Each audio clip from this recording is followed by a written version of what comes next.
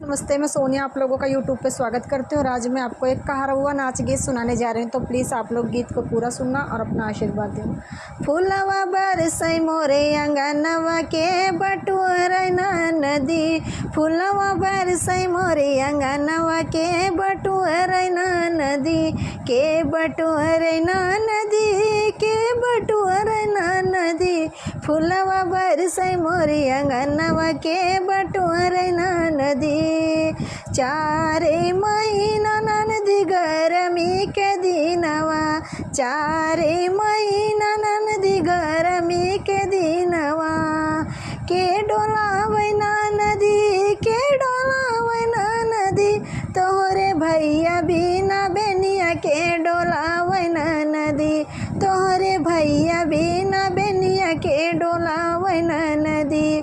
फूलवा बरसै मोरी अंगनवा के बटुअरना नदी, फूलवा बरसै मोरी अंगनवा के बटुअरना नदी। चारे महीना नदी बरखा के दिनवा, चारे महीना नदी बरखा के दिनवा, के छवावै नदी, के छवावै नदी, तोहरे भैया बिन बंगलवा के छवावै नदी, तोहरे भैया बिन बंगलवा के छवावै नदी। फूलवा बरसै मोरे अंगनवा के बटुअरना नदी, फूलवा बरसै मोरे अंगनवा के बटुअरना नदी।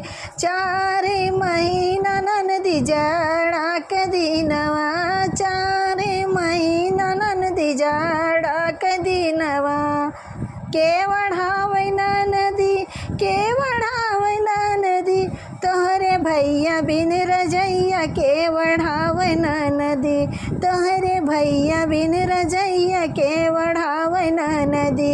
फूलवा बरसै मोरे अंगनवा के बटुअरना नदी, फूलवा बरसै मोरे अंगनवा के बटुअरना नदी, फूलवा बरसै मोरे अंगनवा के बटुअरना नदी।